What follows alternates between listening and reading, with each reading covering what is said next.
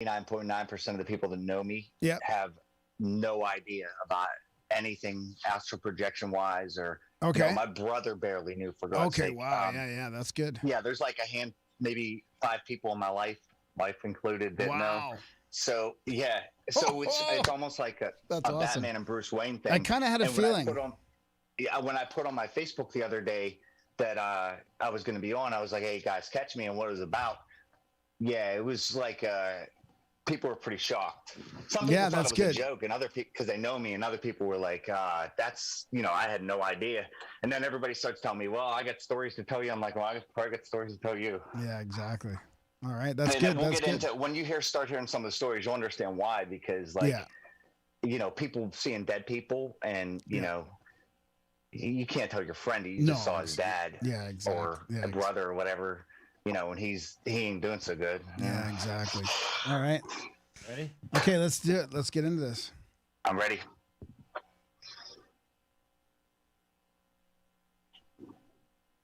All right, Derek English from House of Heathens. Welcome to Grimerica. Thank you, guys. Thank you for having me. Yeah, man. I mean, I didn't really do much of an intro there, but you're like astral traveler extraordinaire. I mean, we'll talk about this. I mean, not a lot of people know, but we're going to talk about it. We're going to open up to what it's like to astral travel and maybe give some advice to people. Thank you. Appreciate that. And I've got some questions and some concerns about it too. So absolutely. So where do you want to start? Do you want to start with some of your experiences in the astral realm, or do you want to start with sort of advice and all that? I mean, like, it's kind of up to you where you want to go. I'll start from the beginning, because a lot of people have sleep paralysis, and sleep paralysis is the #1 sign you can actually project. Oh, okay. The hardest to have sleep paralysis, and that's how I discovered that I had it. Okay. Late teens, early 20s. What's that? Really bad. What's sleep paralysis? Can you take us through what that experience is like? It's kind of when you're awake, but you can't move any part of your body.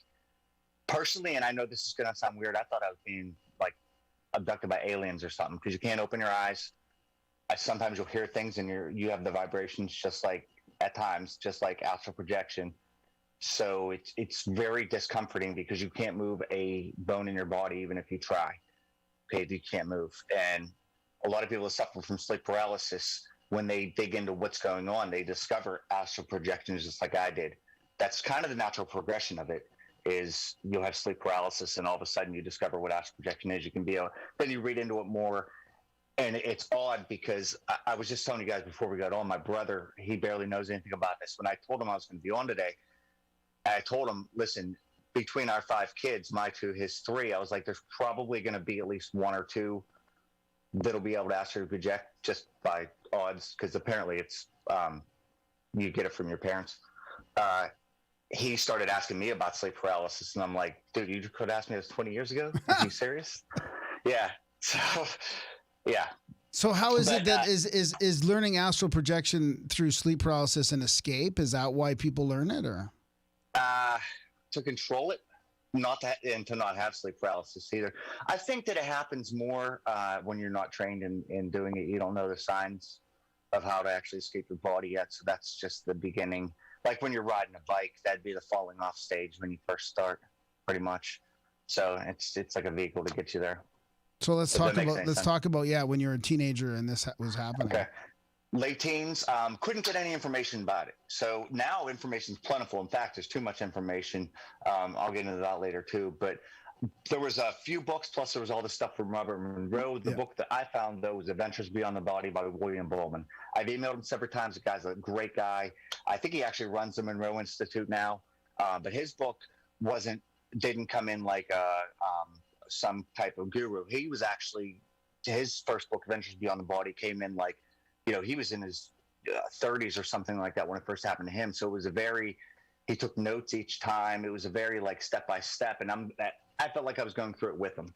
So as I started reading, I'm like, I think I might be able to do this. And then all of a sudden, when I was in my early 20s, it just started happening. And then throughout my 20s, it got better. Early to mid 30s, lost it completely, and then I'll get into that because that's the story. But then in my late 30s, just banged it out. And actually, this was all, oddly enough, this was all prophesized from a lady named Jackie, who, when I was 20 years old and I was in a bar drinking, sorry, state of Pennsylvania, told me, she said, when you hit 30, you're going to know the dead zone a lot. And I'm like, the dead zone? Like, what the fuck are you talking about? And she was like, you'll understand when you're there. And believe me, I understood when I was there. Yeah. So, it's, as I got into it, at first it was spotty. I couldn't do it as often. You know, it was like kind of when it came on, then it came on. And as I progressed, as I got better at it, I could do it pretty much at will. And I mean, there's a lot of times when I won't even want to come out of body, and I'll just be pulled out for whatever, 2 times or 3 times a month for sure, usually 3 days right in a row.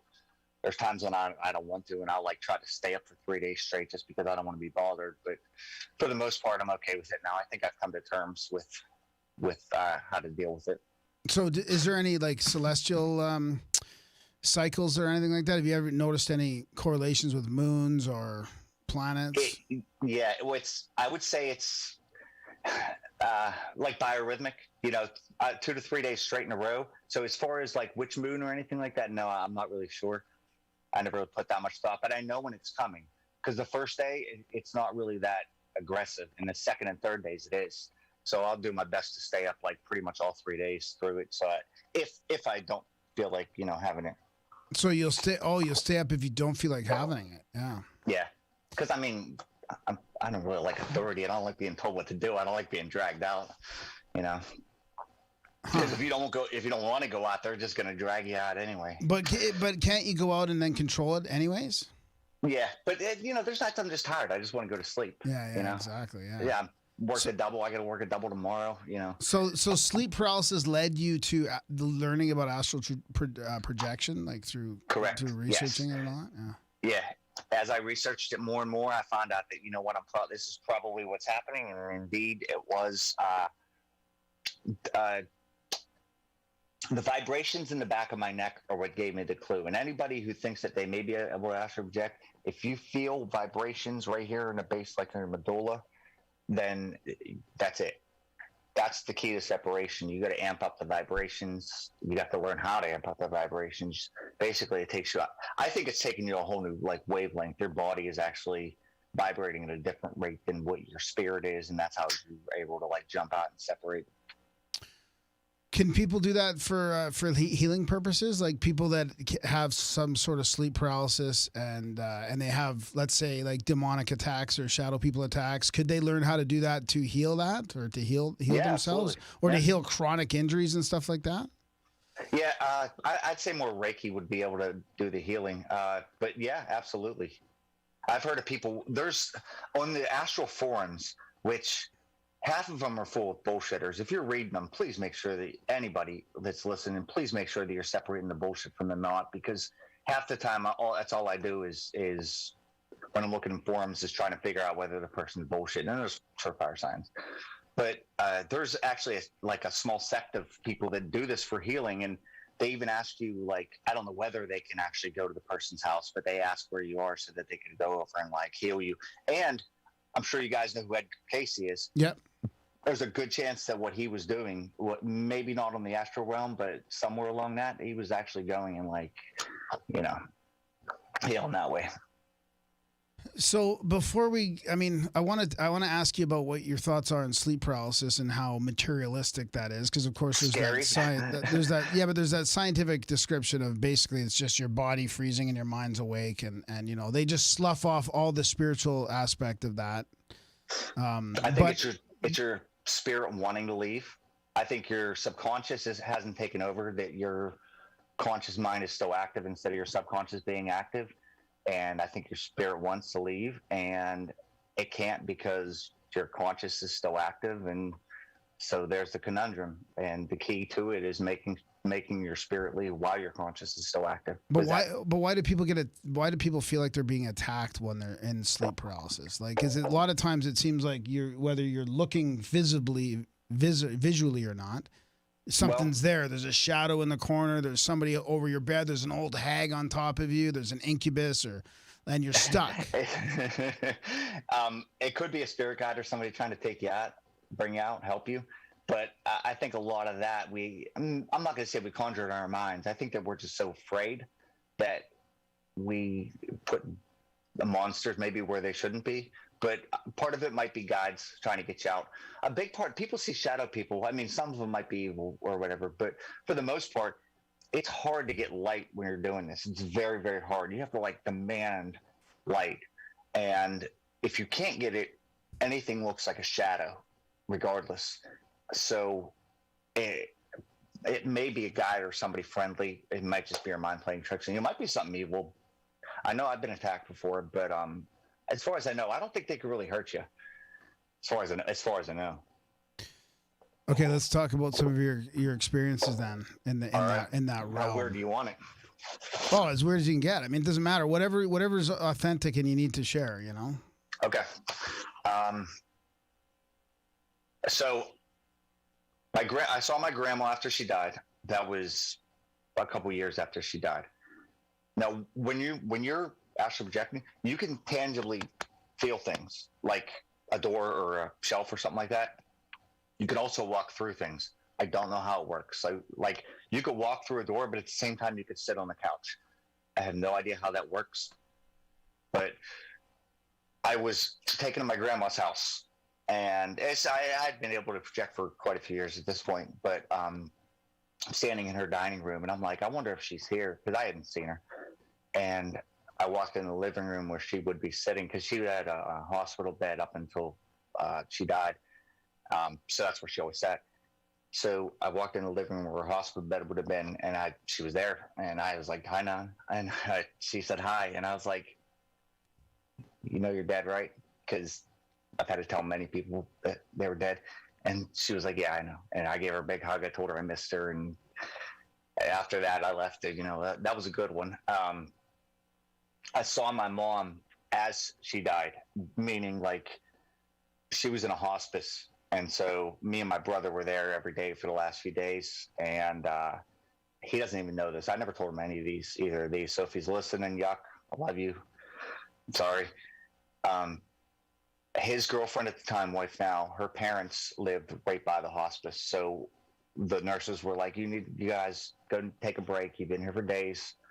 If anything happens, we'll call you. And I was like, okay. So we went to his girlfriend's house, which is only a couple miles away. And as I drift off to sleep on the couch, dragged out of my body, and there's my mom. And I'm like, yeah, thanks. So she's dancing around. She didn't know she was dead, obviously. Dancing around saying, I feel so good. And she was making me dance with her. And finally, I had to stop her, because I knew if I didn't see her now and tell her this, it could be bad. And I'll get into that later. I had to stop her. And I was like, you're dead. And then immediately she was gone. So that was a good thing. And I'll explain why on this one that I'm about to tell you. And this is my first crazy experience ever. My dad had a friend, Richie Mulholland. He was his best friend. He died a year or two after my dad did. And good family friend. He was married when he died. They were very much in love. I was dragged out of my body, and this is the first time that I ever met what I know is a spirit guide. So dragged out of my body, taken to Phillips Park, which is right up the, I used to lifeguard there. It's right up the road from my house. And I'm with a girl right beside me, and there's Richie playing basketball in the court. And I'm in my early 20s. I have no idea what the fuck is going on. So I looked at the girl, and I said, what is this? And she said, you know him? I said, yeah, that's Rich. She said, yeah, he's dead. And I said, I know. And she said, you have to tell him he's dead. And I'm looking at her like, what? Like, what are you asking me to do exactly? And she said, he doesn't know he's dead. And I said, okay. And I went over, I played basketball with him for a second. I still remember dribbling the basketball. I didn't shoot it at all. I still remember dribbling a basketball. And he kept telling me about a cast iron grill. So when you're talking to somebody in the astral, sometimes you speak, but really I think it's more like a telepathic thing. Yeah. So he kept telling me about a cast iron grill, when a picture in my mind kept coming like a frying pan, a iron frying pan. And he kept telling me how much he missed his wife because they were divorced, but he has an apartment now. And I was like, that made me heartbroken, because I knew the guy loved his wife. And so finally I was like, Rich, like, I'm supposed to tell you you're dead, brother. And he stopped playing and looked at me, and then immediately I was dragged away, and I could see the girl went and started playing basketball with him. So she must have been talking to him at that point. That was my first bizarre interaction. Also, that was my most vivid projection up to that point, because I think sometimes when spirit guides need you to do something, and I have issues with spirit guides, when spirit guides need you to do something, they give you part of their energy or whatever to make your projection better. Wow. Whatever it is. Yeah, anytime there's a spirit guide involved and they need you to do something, they're selfish pricks, honestly. They are not above selfishness. They have their own agenda. I'm not going to say it's evil, but they do have their own agenda. They're not above asking for favors, ridiculous favors and things like that. And I've had many fights with spirit guides telling them to go, am I allowed to swear? Yeah. Yeah. I'm telling them to go fuck themselves. Seriously, like literally, go fuck yourself. You pull me off of that, get the fuck away from me. So did anything happen with the frying pan at all? No, he just kept telling me he had one, which is bizarre. But that picture kept coming to my mind, and I'm like, cast iron grill, what is that? Like, but yeah. So that opened my world, because I was in my early 20s. I've been projecting, but not like that. That opened my eyes to a lot. Number one, spirit guides. Number two, people get caught in some type of purgatory. Number three, the loved ones thing. Like, that is the moment that I realized that I can't tell people about this, because, like, how am I supposed to tell his wife that the dude's been caught in purgatory for 4 years or whatever, however long it was? Like, I can't do that. And I'm certainly not going to seek her out to do that. I just, that's when I realized that it has to be like a Batman and Bruce Wayne thing. Not fighting crime or anything, obviously, but like during the day, whatever, me and my job, Bruce Wayne, anything that happens to me in Astral, like, I have to keep it quiet. I have to keep it down. There's a couple people that know that I talk to consistently. Michael Rigler, I love you to death, brother. Justin Del Sardo, huge fan of your channel. Also, when he found out I was coming on here, two things. He told me he was going to punch me in the face because he didn't know I could actually project. And he said he loves you guys. So shout out to Del Sardo. Awesome. Yeah. You guys have a lot of fans, by the way. Oh, thanks. Thanks. Yeah. I don't know. You guys are in Canada, right? Yeah, we're in Canada near Calgary. Yeah, I'm down here in Pittsburgh. Yeah. Guys, it stretches. You guys have a lot of fans. That's nice. It's weird hearing it from guests and listeners that are all spread out all over America. You know, they're mostly grand fans. Yeah. I found you guys through Randall Carlson. Randall Carlson stuff, and I know you still have contact with him, right? Yeah. So that's a great guy. Yeah, we're going to see him in a couple weeks. Yeah. Nice. Yeah. Tell him I said good job. He does a great job. Yeah, for sure. So, you know, speaking of the Monroe Institute at the beginning, I mean, they have a soul retrieval training program, right? Which sounds like, I mean, it sounds like exactly what you're going through here, or what you started doing. I mean, people are trapped, and I mean, it's just fascinating that you can catch somebody that's stuck in this limbo and help them through, right? Yeah, and it shows the good, but at the same time, a lot of people either question it or just call you a liar. And what do you mean, people outside the realm, or like real people? Yeah, you'd be surprised. Yeah, I mean, because you think that contradicts a lot of religions, and they don't want to hear that in their own mind. They're not ready for that. I wasn't ready for it. But it must be more open now, though. I mean, it seems like it would more be so. More open. More so. People are more open to it now. But like anybody that was Christian I've had arguments with people about it, saying that it was evil. Yeah. Well, yeah. It's you have to when this happens to you, and you have to reframe your whole religion, like, because you're not just reading a book and thinking, oh, that might be true. Like, I'm seeing it. Like, I know what's happening. Not everything, but like I get it. You know, it's definitely have a soul. There's definitely an afterlife. Can't deny that. Can't deny it at all. How do you tell the difference between a dream and that? Like, when you say you're dragged out of the body, like, is that something or someone dragging you out, or is that just you sort of randomly leaving your body? And then how do you know that's not a dream? Sometimes random, but because of the vibrations mainly. Okay, you know how, remember when you were a kid and you stuck your head against the school bus, the window, and it like that? Yeah. Times that by 5 sometimes. But yeah, times that by 5. Hang on for 1 second. I think my earbud went out. Yeah. Can you hear me? Yeah, that's fine. Yeah. Okay, 1 second. Yeah, it's fascinating. What kind of belt is that? Sorry about that. So yeah, the vibrations though, it's to the point like sometimes they're like just like a, but there's other times when it's so violent that it feels like my teeth are going to shake out of my head. And I think the more amped up the vibrations are, the easier it is to separate, and the better the separation, the better because there's good and bad. Like sometimes it looks like you're walking into a dark room. Sometimes you have no control over what's going on. And there's those times where you're just on point and the vibrations are so high and you can do whatever. Fly, walk through walls. We could always really walk through walls, meet people, talk to people, stuff like that.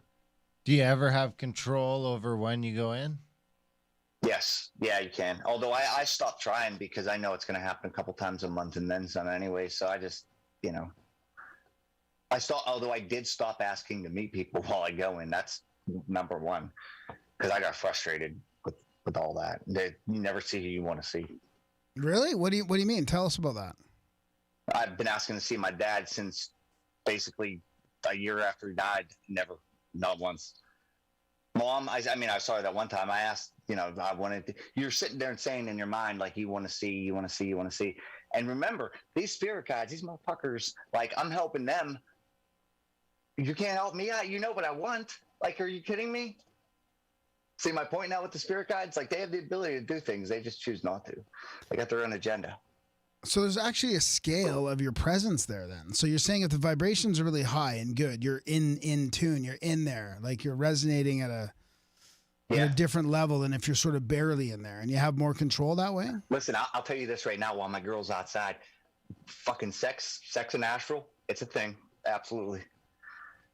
Have I cheated? No, but I can't say that. I still can't talk about it while she's outside. So yeah, sex and astral, definitely a thing. Well, it's just like if you're out of state. I mean, if you're out of this realm, you're not cheating. It's been a while for that, but yeah, sex and astral, it's a thing. It's feels about the same. Wow. So yeah, when you're tangibly, like when you're there, you're there. It's you pick things up. There was this one time I got pulled out by a guide for sure, pulled out and taken to a room.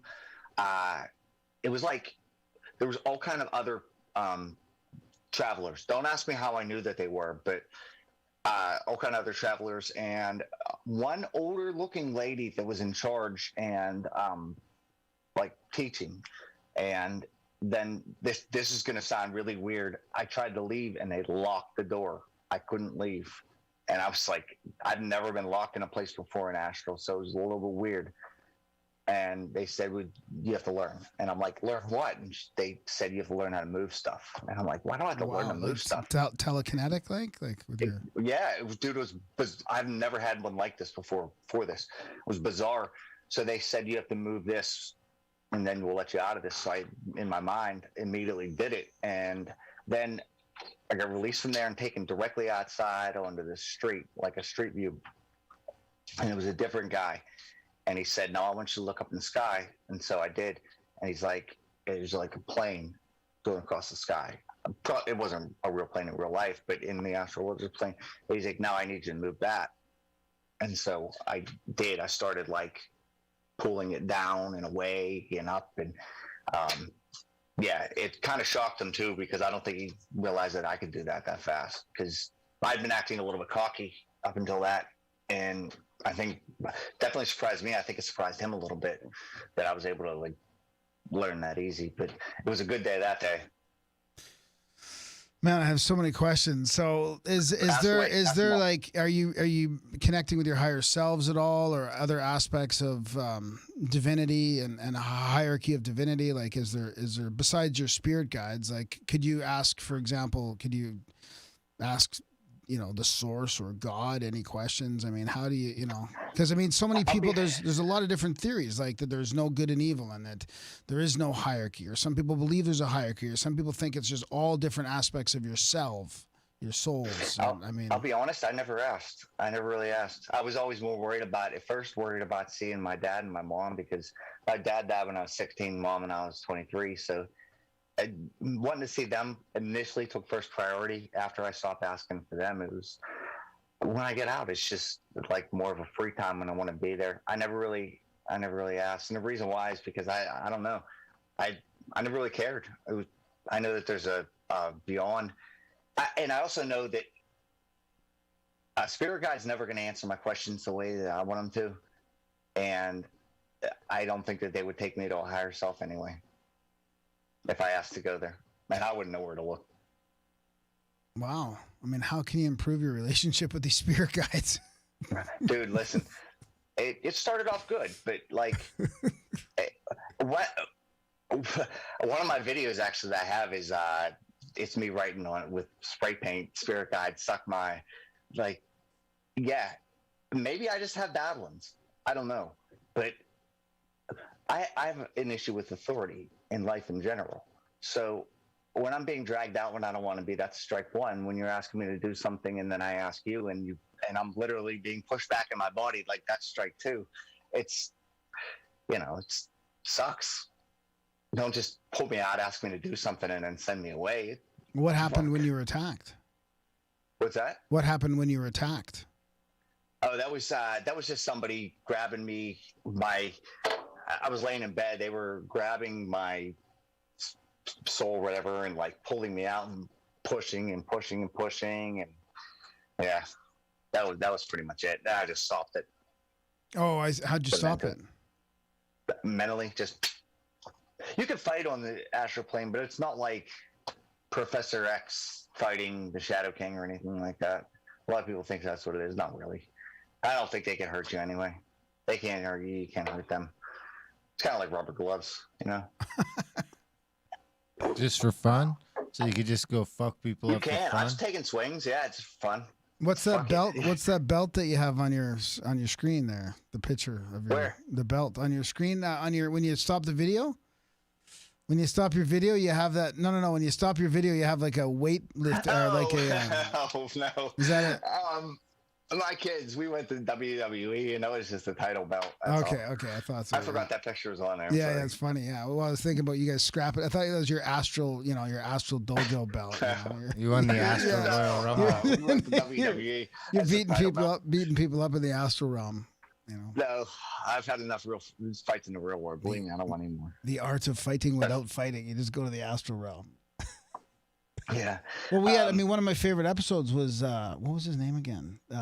Pastor Dave. No. Well, that too, but Greg Doyle. I think was it Greg Doyle, and he was talking about battling this evil woman in the astral realm. And you just want to fight in the astral realm so bad. Like for a week, he was going back and forth with her, and then finally he had to send her love, and like love was the answer and how he won that battle. But who's this guy? It was super.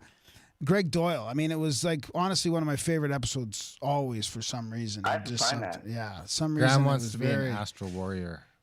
Well, no, not anymore. I used to be. I used to want to be. But that episode, after that episode, I heard my girlfriend in the morning sniffling really bad. She had these allergies. And she was downstairs and I was upstairs, and I tried to, after talking to him about these astral healings, I tried to just go into this hypnagogic state and go down and actually like try and heal her through this realm, and she stopped sniffling. It was the weirdest thing. It was like right after I did it, and I was like, did that actually work? Or, it could have been just a coincidence, but I was pumped after that episode. It was great. I gotta watch him. I don't know who that is. Yeah, well, I don't know if it's on video or not, but it was one of our Greg Doyle. It was probably 4 years ago.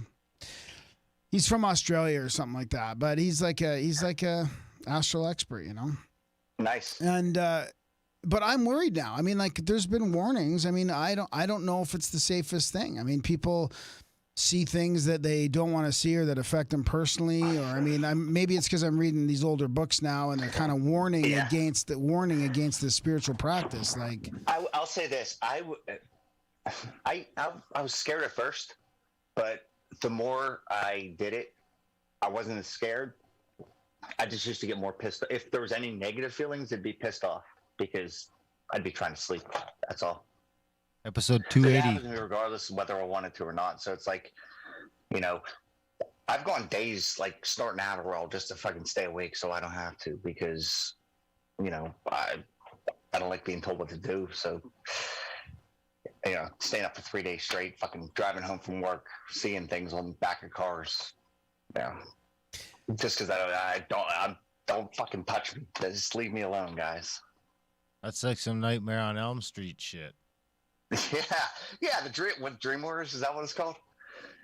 Yeah. Nightmare on Elm Street 3? Yeah. Johnny Depp? Was Johnny Depp in that? Oh, I don't know. That was like my... He was Edward Scissorhands. I know that. Yeah. But yeah, I mean, that's what I mean. It could be dangerous for people. I mean, you know, what if you... I'll tell you a good story. I'll tell you a touching one.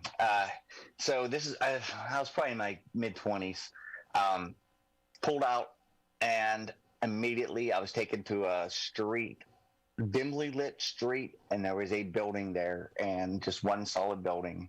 It was big. It was a big motherfucker. And then I realized it's some type of a school. It's a big school. And there's a line going out the door, and this is still to this day the most entities that I've ever seen in Astral. And fucking line going out the door, and I'm like, well, fuck it. Let's head in there. So I go in, and didn't have to wait in line either. I just pushed my way through. And I tell you, there's hundreds of people in this thing. And I'm like, I don't know whether they're all travelers. Now I'm pretty sure that they weren't, because I messaged William Bourne about this and asked him. Hundreds of people in here, and it's a dance. It's like a school dance. Okay, so I'm walking around and actually physically touching them, bumping into them just like you would, and it's bumping. It's like a nightclub. And imagine a school dance, but not everybody's a kid, and they're all fucking entities. And I see a girl looking at me, and she wants to dance. I'm like, fuck it, I'll dance with you. So I start dancing with her, and it was like after a minute or two, like physically touching her and everything. After a minute or two, she stops, and she's like, I should have told you. And I'm like, told you what? Told me what? You're dead. She's like, I'm dying. Oh. I'm like, what? You're dying? She said, yeah. And then all of a sudden, people start leaving. And I'm looking around, and then there's more people leaving through the door. And then I'm being pulled back into my body. Although I stopped it, I was able to stop it. And I tried to get back into the door, and I couldn't get back in. And then I was pulled back in. But I didn't know how to take any of that. I didn't know where to start. So when I messaged Mr. Bowman about this, he said it was probably a girl who's about to pass over. Actually, it could have been a whole group of people about to pass over. And this was a way of them, like, whatever entity wanted to give them a nice, easy death to pass over. And it was like to comfort them, basically. Yeah. So got to comfort a girl as she was young too. So there's a good chance it was probably like cancer or something. Probably like as I was talking to her and she said she was dying, like the word cancer kept popping in my mind. So it could have been that. It could have been my imagination. Yeah. But that was a pretty touching one. It's still to this day, that was probably that's definitely the most people. Might be the weirdest projection. What would you do? What would happen if you just did everything your spirit guide said? Like if you just forget your authority problem and just did everything they said, what would they be sending you on missions of these soul retrievals, or what would happen? Probably, yeah.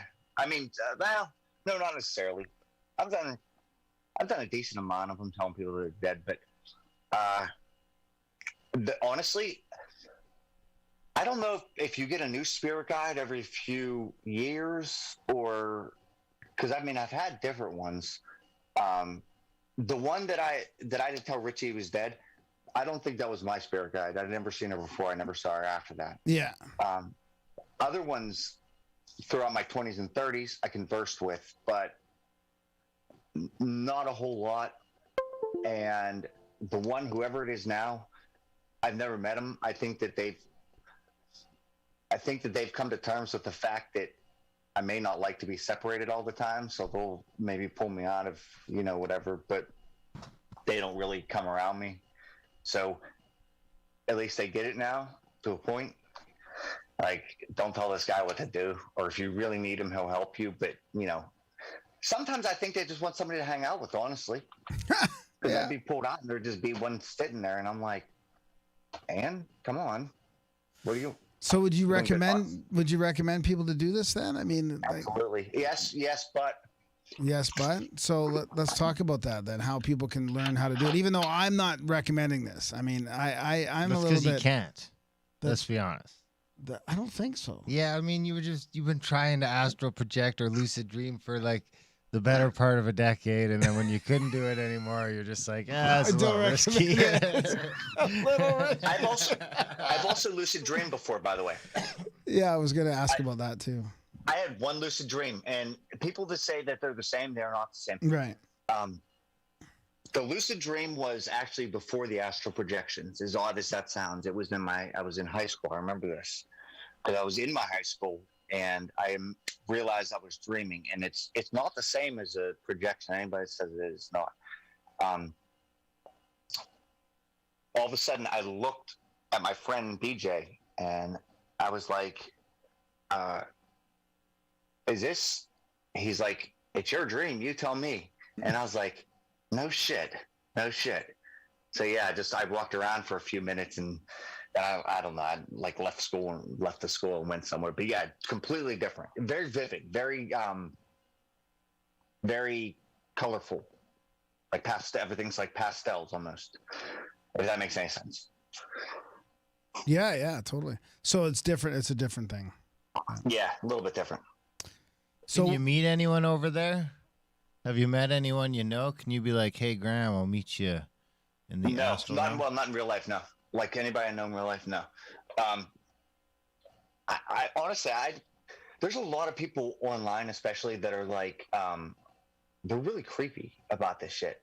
Like, people ask questions like, "Can I go to so-and-so's house?" And oh, really?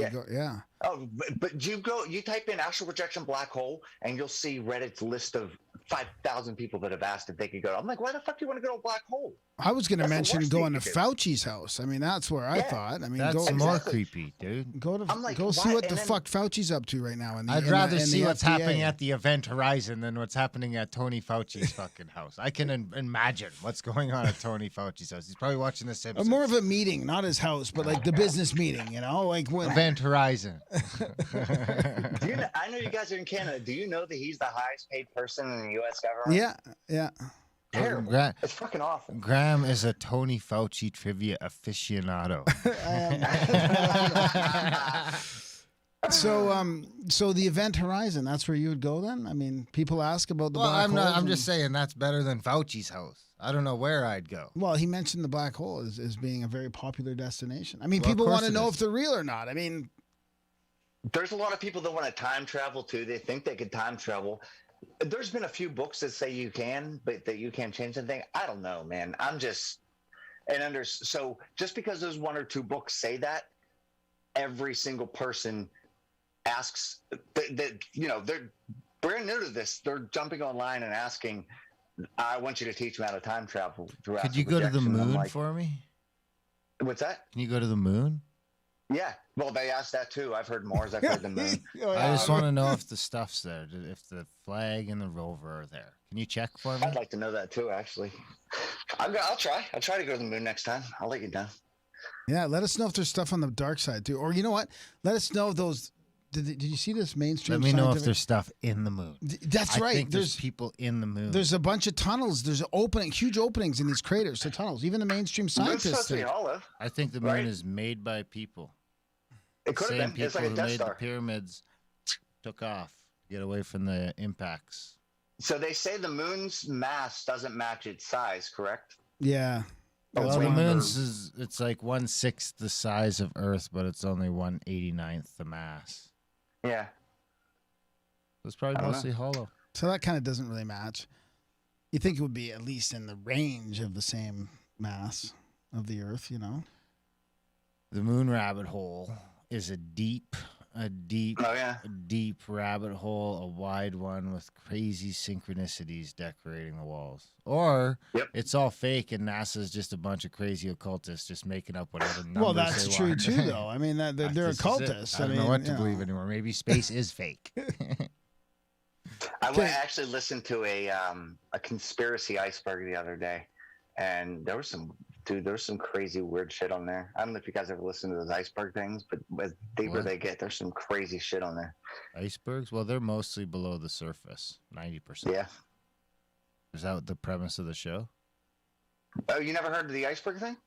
No. Tell us. Oh my God, that's the newest fad. Actually, you guys should do an iceberg. What it is, it's called an iceberg. So you're going to be covering a lot of shit. You know how an iceberg, part of it's up above and then the rest is down below? It's like a mullet. They pick a topic. In this case, it was conspiracy theories. And the ones that they start listing at first that you can see are the ones that a lot of people know, like, I don't know, JFK assassination. And then the deeper you go down, it is the craziest things. A meme template. I posted one of those on our Instagram today, actually. An iceberg? Yeah. Oh, you're such a... How's that for synchronicity? So it says COVID-19 pandemic is the top of the iceberg, and then it gets into transhumanism, invasive digital identity, DNA altering vaccines, digital currency, post-human hybrids, nanobots, cybernetic organisms, immunity passport, digital wallet, universal basic income, and artificial intelligence. There you go. Yeah. So that's your iceberg for that. But I also saw one with a bunch of different conspiracies in the ice. It was an upside down pyramid, and it was like, here's reality with all the conspiracies here, and then it gets crazier and crazier as it gets up to the top. Speaking of AI, have you heard the one that somebody found an AI in the deep web and they started talking to it and it knew that it was an AI? Yeah, that's weird. And it wasn't let out of the box. I don't know how, dude. I don't know how to believe that. Like, I know. I really don't believe much anymore. So here's like the conspiracy. What? What's so funny? You say you don't believe. I don't. I just entertain it. That doesn't mean I believe it. That's true intelligence. Being able to entertain something without believing it. Yeah, the conspiracy chart is an upside down pyramid, and it starts like detached from reality is the top, and the bottom is grounded in reality, and that's like COINTELPRO, Project Operation Mockingbird, and all that stuff. Things that actually happened. You guys had David Icke, didn't you? No, we did. He bailed out, and then at the top there's like. I talked to his kid like 20 minutes before we came on the show, though. Is that a sync? Oh yeah. Yeah, he just had a kid, so I was just saying congratulations. Nice. Gareth. I miss him being on YouTube. Yeah, he was going to come on the show. I was supposed to follow back, and I didn't. I was supposed to touch base again next month, and I don't think I did. You kind of don't want to pressure the people that are like just so. But then, of course, then you see him on a bunch of other shows, and you're like, maybe we should have followed him. Speaking of conspiracies, did you ever see the chemtrail meme? There's a bajillion of the exact same one. I know the guy that made that damn thing. It's actually the guy I mentioned before, Mike Rigler. And I still make fun of him to this day because his grammar in it was like abysmal. And he was like, it doesn't matter. 50 million people saw it. I just saw that one today too, actually. Which one? I don't know what any of this stuff is. Meme. I'm so lost on all this. Yeah. So anyways, was there a point about the iceberg conspiracy show? Where were you getting at with that? What was I saying about that? I don't remember. I'm sorry. Okay, because we can move on to other stuff. But yeah, go ahead. You're good. Like, for example, how to do it? Like, how did people get out of their body? Okay, I'll show you exactly how. Yeah. I mean, it takes years. I got some DMT in the safe. Yeah, no, without DMT. Like, this is like going to sleep sober. How are you going to do it? Like, do the sober method first. DMT does help. Mushrooms too. Mushrooms, fucking, that's my favorite. Do drugs in general will help. Pot puts me to sleep. If not, I'd be able to do it a lot easier on that. But booze, no, guys. I smoke a lot of weed and I do all this stuff. I'm never out of body. The only time I'm ever out of body is when I smoke the DMT, and then I don't even know where the fuck I am. So if there's a body or not, or maybe I am in the body, maybe I'm not. Oh, I know what. Before we forget, you got to go to the moon and fly down in the craters into the tunnels. Find out if Osiris took them to the moon or not. Specifically, Osiris went to the moon on the 17th day. And you could do that. Just go do your DMT and go to the moon. Bro. No? And get off the couch. Really? I think you're dead for the first couple of minutes. Okay, so let's learn how. Okay, so for projecting, if you're laying down, you gotta. What I do is I imagine that there are power lines hitting the back of my neck. That way, the vibrations start. Easiest thing to do to actually get out, I find, is to roll out. The rollout technique. The rollout method. Yeah. So do you physically roll off your couch or no? You just pretend you're going. Yeah, physically roll out. You physically roll out, really? I mean, you feel yourself hitting the floor when you roll out, but I find that actually helps because I hit something tangible. I know I'm out. Have you ever actually just rolled out of bed and landed on the floor? No. That'll be Graham tonight. Yeah, I know. I'm gonna roll right off the side of the bed. It's like the hug and roll. There's three methods that people start with, though. The one is rolling. That's my favorite. There's rope technique. Everybody online likes the rope technique. It's where you visualize that there's a rope coming down and you just pull yourself out. And then there's the sitting up technique, which I call the Undertaker. It's like an Undertaker sitting up. And then, like I said, sometimes you're getting dragged out of body. Anybody that's trying to astral project, though, warning. You're opening a can of worms. Like, you may not like what you see. Make sure that you're solid with your religion, whatever it is. Well, that's kind of what I'm talking about. There is a risk to this. That's what I mean. Yeah. It could shatter your paradigm, right? I mean, your whole belief system is going to be upended. You're going to have to keep shit a secret from whoever. For the most part, I mean, there's a couple people you could talk. You can't just walk down the street and talk to Jane about it, though. You know what I'm saying? I've only met in my life one single person that could actually project. In real life, as I'm talking to them, we're not a dime a dozen. Does your worldview affect the environment then and your scenery? Like if you're let's say you think there's demons everywhere and everything's evil. I mean, is it going to be a nasty place? Yeah, probably. Or if you think everything's rainbows and what if you're a communist? Yeah, I don't think communists could project. Ding. Probably not. Yeah, probably not. I don't think they can. Probably not. Yeah. Now I'm not too fond of communists. I was gonna make some comments, but I won't bother. Some communants. Listen, guys, I wear my shit proud. Oh, there you go. I don't care. Yeah, that's hilarious. Yeah, that's good. I was gonna say you can do it, but you gotta have a mask on when you're there. Mask mandates. Anyways, so these are the three methods, and is there any intention that needs to be involved? Like, do you need to really say okay, I'm going to leave my body? Or any kind of warm up or anything like that? You have to have a plan, like this is what as you're drifting out, you need to keep telling yourself, this is what I want, because it'll start slipping from your mind. You need to keep telling yourself, like, this is why I'm doing this.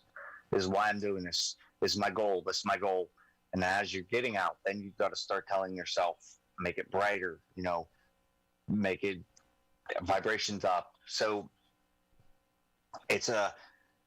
people think that as soon as they astral project, they can literally just go start flying around and meeting people. It's not like that. You've got to keep a stasis too, because your body, if something hits you in real life, back. Like if your cat jumps on you, and I say that because I see my cat right here, and he has done this before. If he jumps you or scratches you, it's over. You're done. You're not coming back. You're coming back to your body, and that's it for that. So try again in 5 minutes. So give me an example of what you mean by like the goal, or like what, like a plan. Like if you want to see your dad, or you just want to learn how to, I don't know, fly or jump. I actually don't fly much anymore. I jump from building to building. I think that's the funnest. Yeah. Yeah, and anybody who says it's fake and you make it up in your mind because your everybody's environment is different. It's never the same environment that you're actually in, and that's why people say that it's actually fake. I have a theory about that too. I think that it's like Play-Doh in that the astral world, it's tangible, it's finite, and you shape it as you go there, or somebody else shapes it for you before you go, but you just shape it. You don't create it, but you shape it in your mind how it's going to be for that time. You know, and if you meet somebody in there, somebody else has shaped part of that as well. Like, I mean, maybe possibly, that's part. Yeah, absolutely. So I think that you're just borrowing that world basically, and you're borrowing that Play-Doh and you're shaping it, or somebody else shaped it and you're playing with it.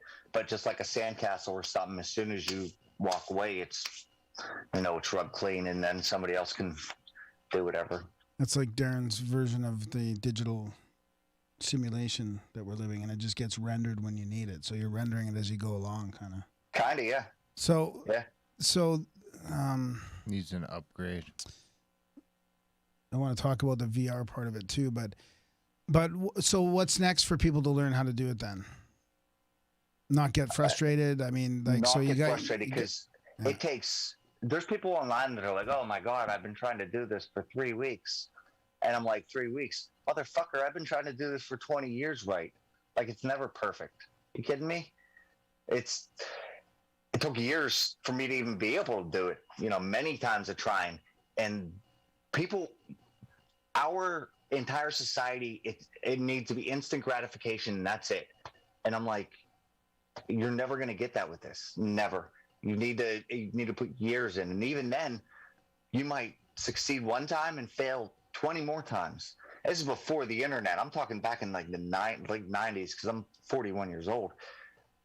You got like 3 books total. I'd go to Walden Books, and I'd be able to find 3 books, no internet or anything like that, and try to figure out how to do this.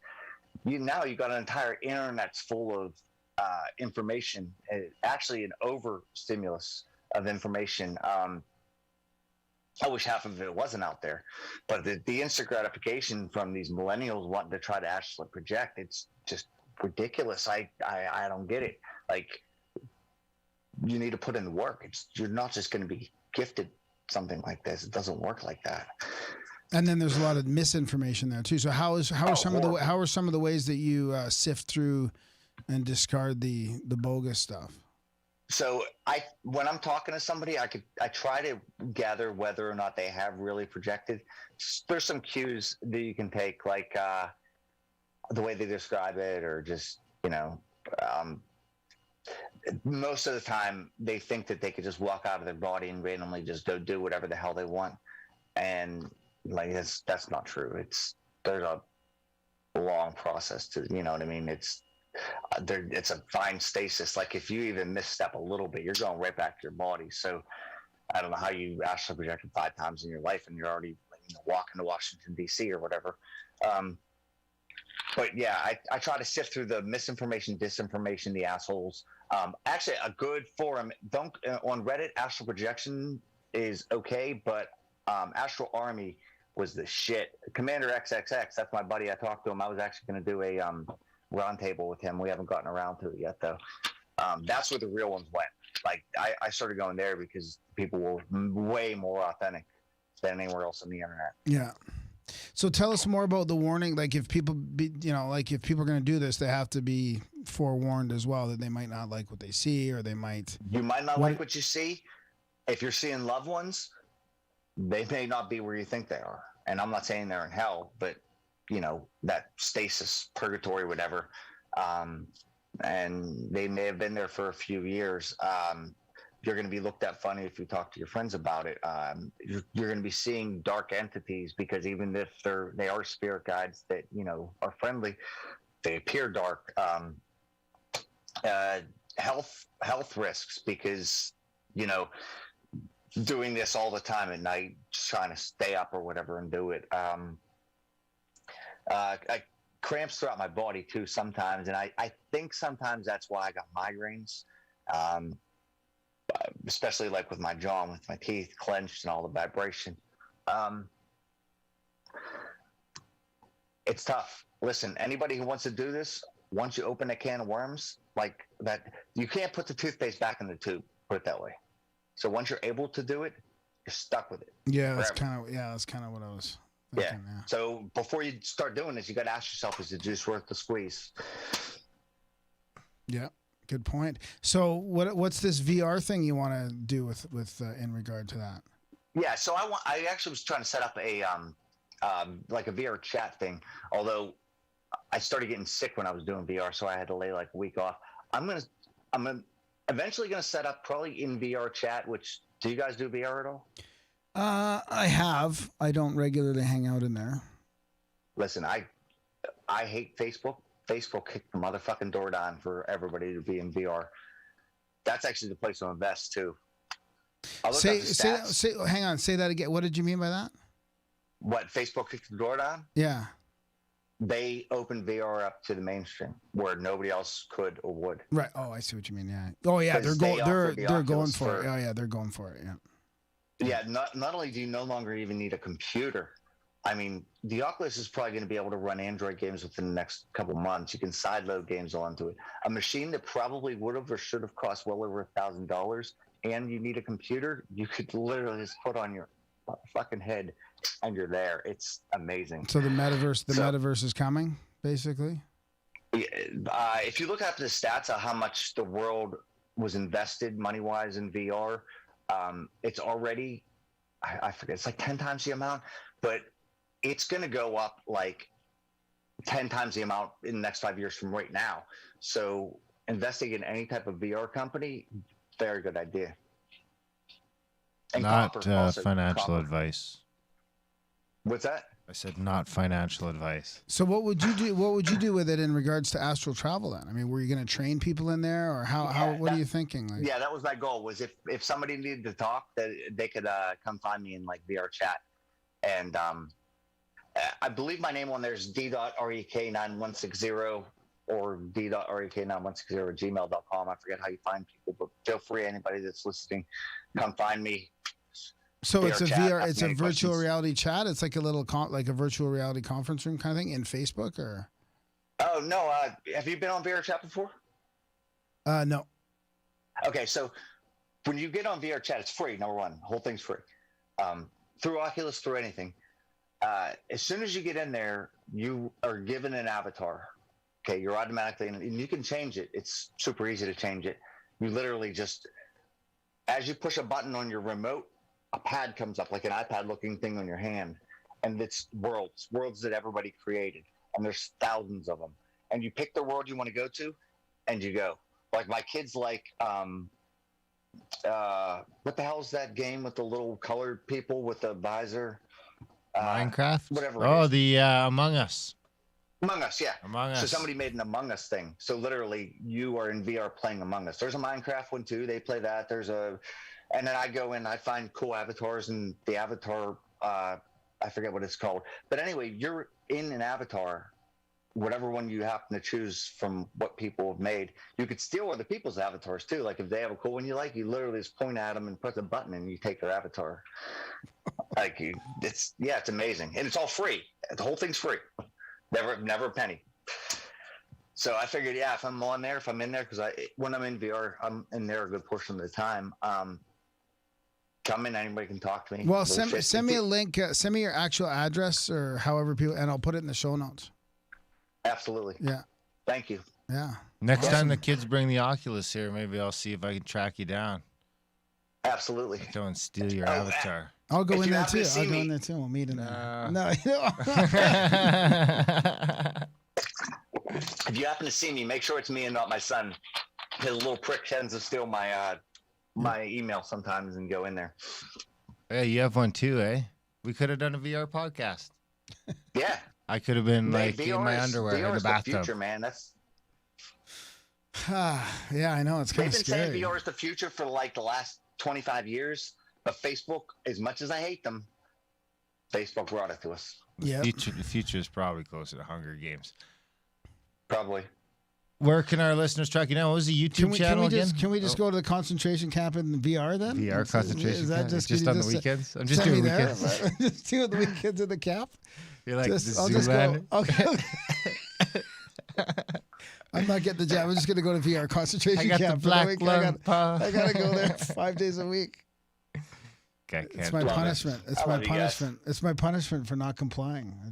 I'll go to the ethereal dojo in VR and just. This hang is out why there. I just comply. I'm a complier. Yeah. Serial complier. Have you guys seen Australia? Australia's like on straight lockdown, dude. Australia's becoming Hunger Games. It's our future. It's our future. It's 6 months ahead. It's the testing grounds. It's coming. It's coming. But maybe we can escape into the astral realm. I mean, maybe this is the time to learn that. I mean, when you're in the camp and you don't have any technology, just roll out of your body. I'm going down in a hail of bullets, bro. Straight up. No camp to be wrong. Remember I told you there was a period of time when I couldn't actually travel? Yeah. I was in jail. I was upstate. I'm selling drugs. Again, literally years. Couldn't. It was almost like I was being punished. Went to jail. I was like, I may as well learn how to do this shit again. And that's when I really got good. Like in jail you got good, or in jail you got good, or? Yeah, amazing. Because number one, there was no fluoride. I wasn't drinking fluoridated water. I think that happens to be part of it. Number two, there wasn't as much telecommunication and stuff like that screwing with your brain waves. It was like I was in nature, you know. My entire system, my whole system was well tuned. 3 meals a day at the exact same time, you know, working out every single day at the exact same times.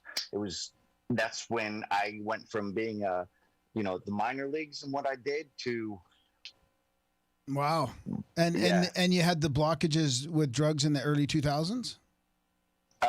2010 to 13. Oh, okay. 14. Okay. I thought it was earlier. I thought it was with mine. I had some pretty bad times in the early 2000s. Oh, that's why, because it was my age too. For me it was like 30 to 38 kind of thing. It was pretty nasty. Yeah.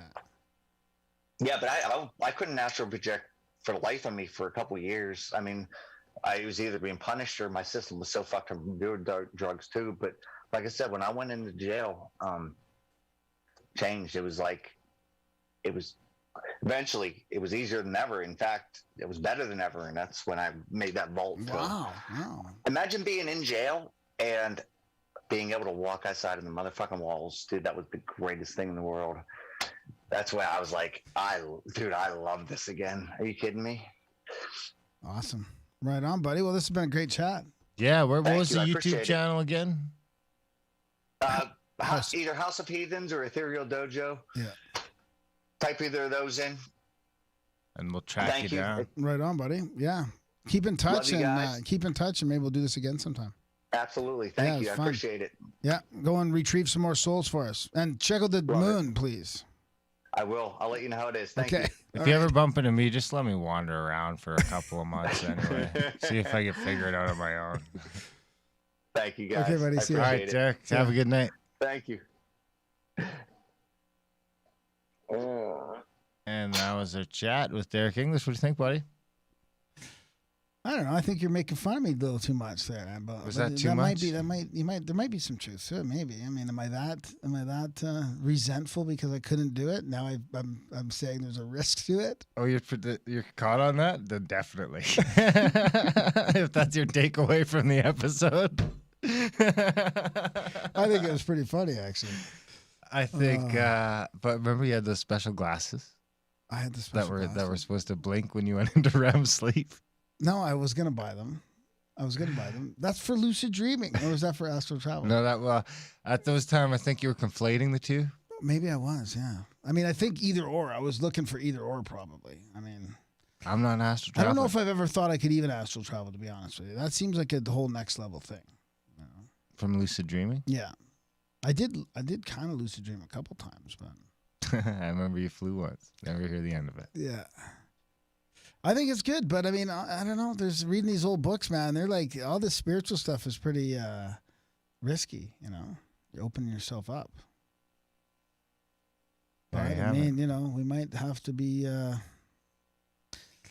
mean, the other thing I was thinking about is people that I know that get stuck in sleep paralysis or whatever. Maybe that's an answer too, you know, for that if they learn how to travel outside. What? Travel outside of your body to get out of sleep paralysis. And to avoid attacks. I feel like that's treating the symptom. Yeah, you think it's putting a Band-Aid on? Yeah. Yeah, it might be. Just like, fuck it, I'm out of here. Yeah. I mean, that's like the whole trauma-based thing that we do now. Yeah. We just take that into the astral realm. Yeah, exactly. Take our trauma to the astral realm.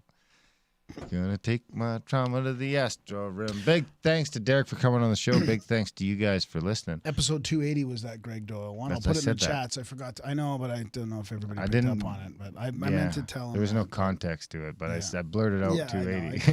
I put it in the show notes anyways. Episode 280, Greg Doyle. Was he the Synchronicity Walks guy? No. He was the Australian astral. You know what's crazy? Astral battler. How was episode 280? It was in 2018. I know, it's weird, isn't it? That was like half of our catalog. It was in the last 3 years. Yeah. How can it be? Put out a lot of shows. Podcasting. Like crazy. Yeah. Crazy podcasters. Big thanks to Derek for coming on the show. Big thanks to you guys for listening. Even bigger thanks if you are part of the 1% that chooses to support the work. Maybe it's a great work. I don't know. We'll see if we get on to it. This is our magnum opus or not.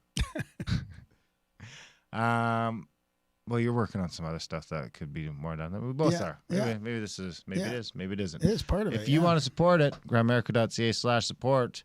I know a lot of you do fall under the illusion that it's a free show just because it's there for free, but it's technically a value for value show where we're just make it for free and put it all out there for free. We don't have any sponsors or advertisers or affiliates. Sponsors? Yeah. No, we don't have sponsors or sponsors. Graham might have sponsors. I don't know. I haven't been in this closet. But we hope you guys support it. If you find some value from the show, if it's adding a little bit of value to your day, to your commute, is the show as valuable as your coffee on the way to work? How much does the coffee cost? Yeah. Maybe it costs that much. $4 a month, $3 a month, $1 a month, $50 a month. You decide. Grimerica.ca/support. Sign up for a monthly. Make a one-time donation today. There's a bunch of different options there if you don't like PayPal. Do head over to adultbrain.ca if you're an audiobook aficionado, or just type Graham Dunlop or into Audible or iTunes, and all of the books we've done will pop up. I believe we've just had the 19th one. We'll be going live right away with a few other in review. That includes all 3 secret doctrines, secret teachings of all ages, a bunch of great esoteric classics, and coming soon. Lots to come, too. Yeah, we got some fantastic ones coming down the pike. Head over to grimerica.ca/chats. What else? That's about it. That's it. Yeah. We love you, motherfuckers. Thanks for listening, and we will see you next week. Thanks for tuning into the live show, guys. We'll be back next Tuesday. Yep. We'll be back Tuesday. Some more spiritual stuff on Tuesday, I think. Yeah.